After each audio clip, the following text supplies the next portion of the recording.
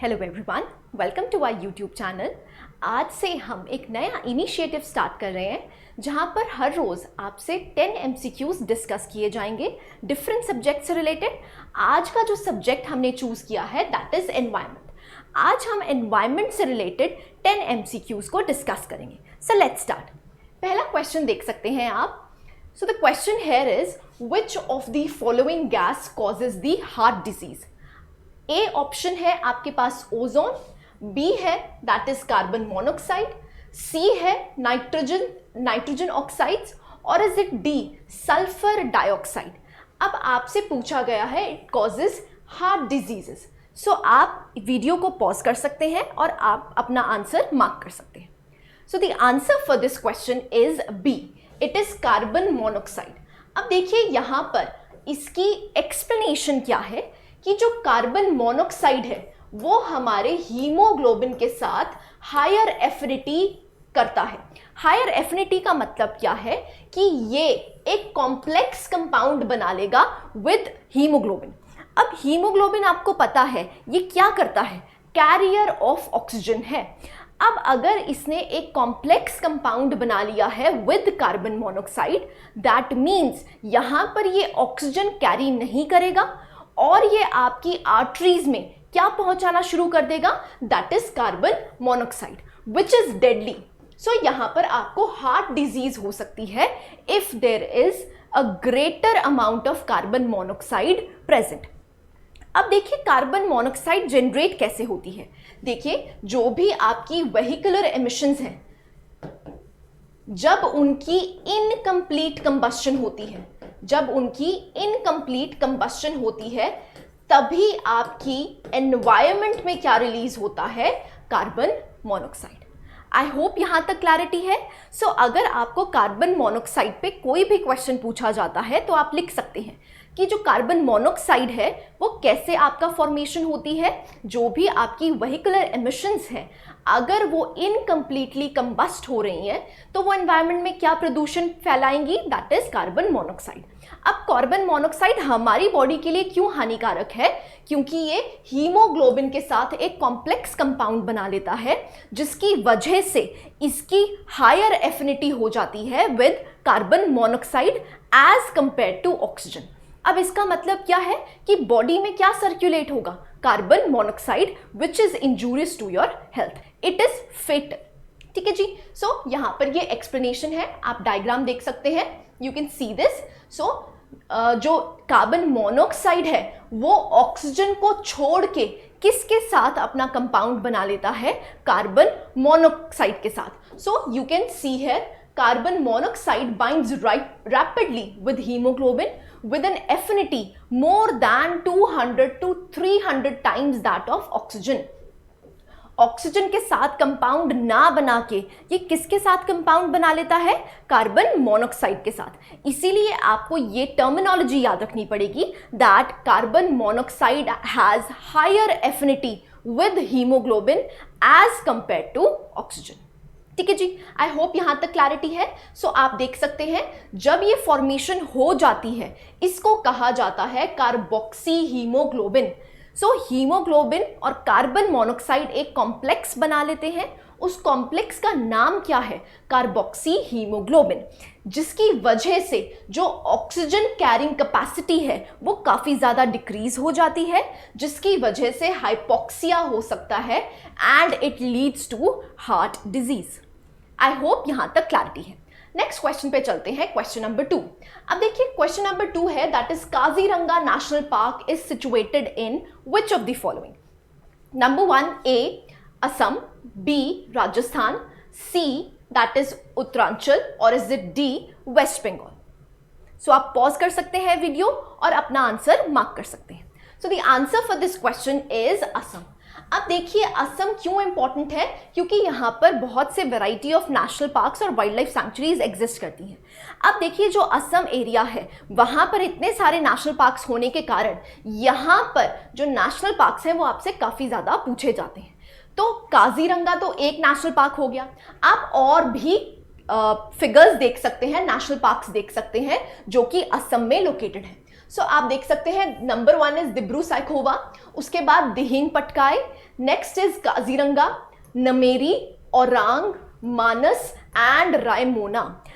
Total मिला के कितने हो गए हैं? That is 7।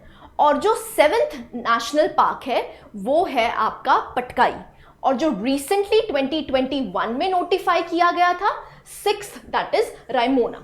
तो टोटल नेशनल पार्क्स आपको असम में कितने देखने को मिलेंगे? That is 7। अब यहां पर इतने सारे नेशनल पार्क्स हैं, इसका मतलब क्या है? ये एक बायोडाइवर्सिटी हॉटस्पॉट है, राइट। सो यहां पर आपको काफी ज्यादा बायोडाइवर्सिटी देखने को मिलेगी, इसीलिए ये जो रीजन है आपको यहां पर इतने सारे नेशनल पार्क्स देखने को मिलते हैं। अब असम के नेशनल पार्क्स आपको याद होने चाहिए, रादर आपको east to west, west to east या फिर नॉर्थ टू साउथ लगाने को भी आ सकते हैं नेशनल पार्क्स ऑफ असम। सो इस डायग्राम को आप ध्यान रख सकते हैं and you can learn the various national parks. ठीक है जी, नेक्स्ट क्वेश्चन नंबर 3 पे मूव करते हैं। क्वेश्चन नंबर 3 क्या कहता है? The network of large number of food chains existing in the given set of organisms is called. आप देखिए लार्ज नेटवर्क एग्जिस्ट करता है, जो भी फूड चेन्स एग्जिस्ट करती हैं उसको क्या कहा जाता है? A that is food world, B that is food chain, C that is food pyramid, और is it D which is food web? आप अपनी वीडियो को पॉज करके आंसर्स नोट डाउन कर सकते हैं। इसका आंसर है दैट इज फूड वेब। अब क्योंकि यहां पर large number of food chains के बारे में बात करी गई है जो कि इंटरकनेक्टेड है, तो वो क्या कहलाता है? That is food web. आप यहां पर डायग्राम देख सकते हैं, this is a food web, जो कि एक कॉम्प्लेक्स क्राइटेरिया है जहां पर मल्टीपल फूड चेन्स रिलेटेड है। So it is kind of a web, that is why it is known as food web. On the other hand अगर हम food chain की बात करते हैं तो यहां पर कोई कॉम्प्लेक्स स्ट्रक्चर एग्जिस्ट नहीं करता और यहां पर सिंपल चेन आपको देखने को मिलती है, that is why it is known as food chain. ठीक है, सो जनरली हमारे एटमॉस्फेयर में, हमारी धरती पे ज्यादातर जो भी फूड चेन्स हैं वो इंटरकनेक्टेड होती हैं, इसीलिए उसको कहा जाता है फूड वेब। आई होप यहां तक क्लैरिटी है। नेक्स्ट क्वेश्चन पे चलते हैं, that is question number 4। The plant that are growing in dry lands are called A that is xerophytes, B that is halophytes, C that is mesophytes, or is it D that is hydrophytes? So आप video pause करके अपना answer लिख सकते हैं। The answer for this question is xerophytes। अब क्योंकि dry lands की बात हो रही है तो इसको क्या कहा जाता है? xerophytes। अब देखिए xerophytes के कुछ कैरेक्टरिस्टिक्स होते हैं वो आपको पता होने चाहिए।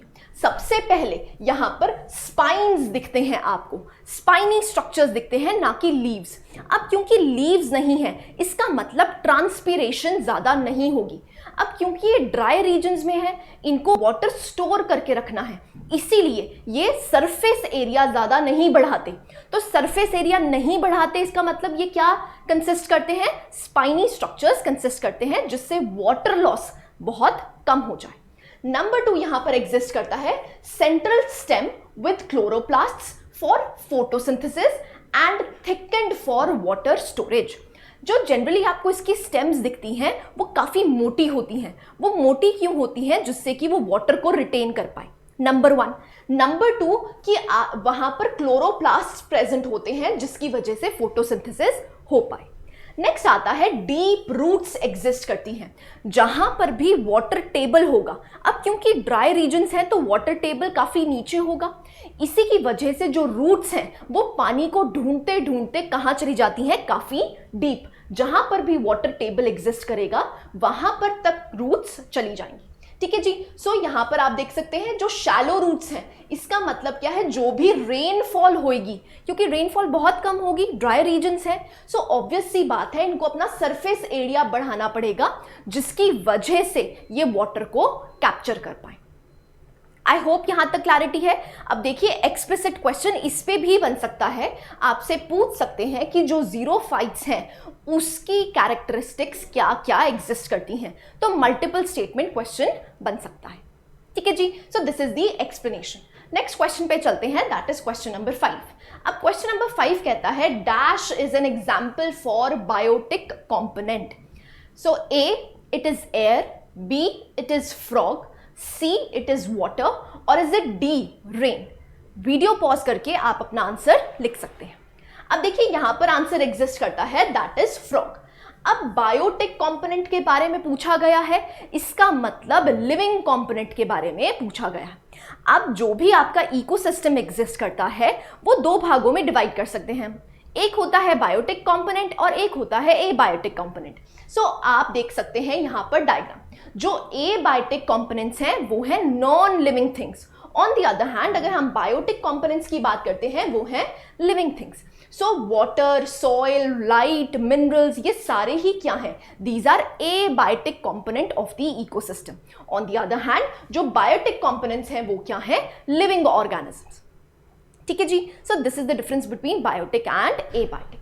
नेक्स्ट क्वेश्चन पे चलते हैं, क्वेश्चन नंबर 6। क्वेश्चन नंबर 6 कहता है coral reefs are abundant in A, that is Bharatpur, B, that is Keoladeo, C, that is Sundarbans, और is it D, gulf of Mannar? अब क्वेश्चन ध्यान से कीजिएगा, आपसे पूछा गया है कोरल रीफ्स के बारे में। ठीक है जी, सो आप वीडियो पॉज कर सकते हैं, अपना आंसर लिख सकते हैं। The answer for this particular question is gulf of Mannar. अब देखिए क्योंकि कोरल रीफ के बारे में पूछा गया है तो आपने कंफ्यूज नहीं होना है। जो सुंदरबंस हैं वो किसके लिए फेमस हैं? मैंग्रोव्स के लिए फेमस हैं, लेकिन हम कोरल रीफ्स के बारे में बात कर रहे हैं, सो it is present in gulf of Mannar. अब आप देख भी सकते हैं हमारे इंडिया में कोरल रीफ्स कहाँ कहाँ पर एग्जिस्ट करती हैं। कोरल रीफ्स को भी आप डिवाइड कर सकते हैं, कुछ फ्रिंजिंग रीफ्स होती हैं, कुछ बैरियर रीफ्स होती हैं और कुछ अटॉल्स होते हैं। हमारे इंडिया में ज़्यादातर फ्रिंजिंग रीफ्स और अटॉल रीफ्स आपको देखने को मिलती हैं। सो जहाँ पर भी आपको पिंक कलर देखने को मिल रहा है वहाँ पर आपकी फ्रिंजिंग रीफ्स हैं। सो जो अंडमान आइलैंड्स हैं, ऐसे ही वेस्टर्न कोस्ट पे आपको देखने को मिलेगा, ऐसे ही गल्फ ऑफ कच्छ में देखने को मिलेगा, and you can see in the Gulf of Mannar region. ठीक है जी, ऐसे ही आपके अटॉल्स भी आपको देखने को मिलते हैं। ज्यादातर हमारे अटॉल्स कहां पर प्रेजेंट हैं? That is in the Lakshadweep islands. So these are the areas जहां पर आपको रीफ्स, पर्टिकुलर रीफ्स देखने को मिलती हैं। ठीक है जी, नेक्स्ट क्वेश्चन पे चलते हैं, that is question number 7। Question number 7 कहता है snow leopards are confined to A, that is Manas, B, that is upper Himalayas, C, that is Gir forest, or is it D, Sundarbans? So you can pause the video and answer the question. So the answer for this particular question is Upper Himalayas. अब देखिए यहाँ पर आप थोड़ी common sense भी use कर सकते थे, क्योंकि स्नो लेपर्ड्स की बात हो रही है। सो ऑब्वियस सी बात है जहाँ पर स्नो प्रेजेंट होगी वहाँ पर आपको ये देखने को मिलेंगे। सो स्नो लेपर्ड्स अगर बात हो रही है तो ये अपर हिमालयाज में आपको देखने को मिलते हैं। ठीक है जी, so you can see this is the snow leopard. आपको यहाँ पर इनका स्टेटस पता होना चाहिए, very very important, IUCN status. ये क्या है? These are vulnerable in the region. अब देखिए ये वल्नरेबल है, इसका मतलब क्या है? इनकी प्रोटेक्शन के लिए भी कोई ना कोई स्कीम चल रही होगी, तो आपने वो जरूर पढ़नी है। अब IUCN स्टेटस पता चल गया, ये प्रेजेंट कहाँ होते हैं? दैट इज इन दी अपर हिमालयाज। सो यहाँ पर आपको देखने को मिलेगा जितनी भी रीजन्स हैं, जनरली ये 12 कंट्रीज में पाए जाते हैं। क्योंकि यहाँ पर इंडिया के बारे में पूछा था तो अपर हिमालयाज में देखने को मिलते हैं। ऐसे ही हर रीजन में, हर कंट्री में आपको ये देखने को मिलते हैं। कितनी कंट्रीज हैं? That is 12 countries. So Russia, Mongolia, Tajikistan, China, Nepal, Bhutan, Pakistan, India, Afghanistan, Uzbekistan, ऐसे ही आपको कजाकिस्तान में भी ये देखने को मिलते हैं। सो ये जो 12 रेंज कंट्रीज हैं इनके बारे में आपको पता होना चाहिए, जहां पर आपको क्या देखने को मिलता है? That is snow leopard. ठीक है जी, आई होप यहां तक क्लैरिटी है। नेक्स्ट क्वेश्चन पे चलते हैं, क्वेश्चन नंबर 8। अब क्वेश्चन नंबर 8 देखिए, that is Pistia. Pistia is a number 1 terrestrial plant, A, B, that is xerophyte, C, herbivore, और इज इट डी, हाइड्रोफाइट? अब पिस्टिया के बारे में पूछा गया है तो आपको इसके बारे में पता होना चाहिए। So the answer for this particular question is hydrophyte. अब देखिए hydrophyte as the name suggest, so यहाँ पर क्या है? जो फ्लोटिंग आपके प्लांट्स देखने को मिलते हैं जहां पर पानी नेसेसिटी होता है। अगर पानी नहीं होगा ये सरवाइव नहीं कर पाएंगे। तो आप देख सकते हैं जो फ्री फ्लोटिंग होते हैं वो जो हैं they are known as hydrophytes. ऐसे ही आपको free floating but rooted waters भी देखने को मिलेंगे, प्लांट्स देखने को मिलेंगे। लोटस और जो वाटर लिली है उनके जो पर्टिकुलर रूट्स भी देखने को मिलते हैं, लेकिन ये फ्रीली फ्लोट करते हैं। For example pistia and hyacinth. ठीक है जी, सो ये इसके एग्जाम्पल्स हो जाते हैं। These plants are known as hydrophytes. Hydro का मतलब ही क्या होता है? वाटर। ठीक है जी, so these are the examples, you have to learn this. Next आता है क्वेश्चन नंबर 9। क्वेश्चन नंबर 9 कहता है rainfall between 100 to 200 centimetre in which of the following? A, that is arid zone, B, that is dry zone, C, that is wet zone, or is it D, intermediate zone? So आप video को pause कर सकते हैं, अपना answer लिख सकते हैं। Answer for this particular question is intermediate zone. अब देखिए इंटरमीडिएट जोन का मतलब क्या है? जहां पर ना ज्यादा बारिश होती है और ऐसा भी नहीं है कि बिल्कुल बारिश नहीं होती। सो जनरली आप एरिड जोन और ड्राई जोन को तो कट आउट कर सकते थे, आपको कंफ्यूजन हो सकती थी वेट जोन या फिर इंटरमीडिएट जोन में। अब आपको पता होना चाहिए जो वेट जोन है वहां पर रेनफॉल 200 सेंटीमीटर से अबव होती है। सो अगर 100 to 200 सेंटीमीटर्स की बात कर रहे हैं so it becomes the intermediate zone. ठीक है जी, सो आप यहां पर देख सकते हैं ट्रॉपिकल एवरग्रीन फॉरेस्ट में और ट्रॉपिकल डेसिडुअस फॉरेस्ट में। सो आप डेसिडुअस फॉरेस्ट जो होते हैं वो क्या है? Intermediate zones. इसीलिए यहां पर रेनफॉल कितनी है? 100 to 200 centimetres. On the other hand अगर हम ट्रॉपिकल एवरग्रीन फॉरेस्ट की बात कर रहे हैं सो यहां पर आपको रेनफॉल 200 से ज्यादा देखने को मिलेगी। ठीक है जी, so this is evergreen and this is deciduous. I hope यहां तक क्लैरिटी है। Last question for today, question number 10। अब देखिए क्वेश्चन नंबर 10 क्या कहता है? The concept of carbon credit originated from which one of the following? अब carbon credit की बात करी जा रही है, ध्यान से क्वेश्चन पढ़िएगा। A that is Kyoto, B that is Doha round, C that is Montreal protocol, और is it D earth summit? आप वीडियो को पॉज कर सकते हैं, आंसर लिख सकते हैं। देखिए इसका आंसर है that is a. Kyoto protocol में कार्बन क्रेडिट्स की बात की गई थी। अब कार्बन क्रेडिट्स क्या थे? देखिए क्योटो प्रोटोकॉल में 3 तरह के मिशंस लॉन्च करे गए थे। पहला was known as joint implementation, दूसरा was known as clean development mechanism and last one was known as emission trading. So यहां पर क्या किया जा रहा है? आप पहले क्लीन डेवलपमेंट मैकेनिज्म के बारे में सीख लीजिए। देखिए एक जो होगी वो इंडस्ट्रियलाइज्ड कंट्री होगी और दूसरी डेवलपिंग कंट्री। मान लीजिए एक है यूएसए और एक डेवलपिंग नेशन मान लीजिए इंडिया। सो यहां पर क्या किया जाएगा? यूएसए कुछ क्लीन डेवलपमेंट टेक्नोलॉजीज जो उनके पास हैं उनको ट्रांसफर करेगी। किन के पास? डेवलपिंग नेशन के पास। सो यहां पर जो भी अमाउंट होगा वो किस टर्मिनोलॉजी में यहां पर भेजा जाएगा? That is certified emission reduction, जिनको CERs कहा जाता है। ऑन द अदर हैंड अगर हम जॉइंट इंप्लीमेंटेशन की बात करते हैं तो दोनों ही कंट्रीज क्या होंगी? Industrialised towns, industrialised cities. For example USA and Japan. अब यहां पर डेवलपिंग नेशन नहीं है, दोनों ही डेवलप नेशंस हैं। तो यहां पर जो इंप्लीमेंटेशन करी जाएगी उनको कहा जाता है जॉइंट इंप्लीमेंटेशन। ठीक है, so that is joint implementation. On the other hand अगर हम एमिशन ट्रेडिंग की बात कर रहे हैं सो यहां पर आपको इंडस्ट्रियलाइज्ड कंट्री एक मिलेगा और इंडस्ट्रियलाइज्ड कंट्री बी। अगेन आप यूएसए और जापान का एग्जाम्पल ले सकते हैं। सो यहां पर क्या होता है कि जो कंट्री अच्छा परफॉर्म करती है, फॉर एग्जाम्पल आप मान लीजिए यूएसए को टारगेट दिया गया था कि आपने एक साल में 200 units of carbon he emit करना है, टारगेट दिया गया है। ऐसे ही जापान को भी टारगेट दिया गया था कि आपको एक एनुअल ईयर में 200 यूनिट्स ही कार्बन डाइऑक्साइड को एमिट करना है। अब क्या किया? यूएसए ने कुछ अच्छी टेक्नोलॉजी यूज करी और यहां पर उन्होंने 200 यूनिट्स की जगह सिर्फ 100 यूनिट्स ही कार्बन डाइऑक्साइड एमिट किया।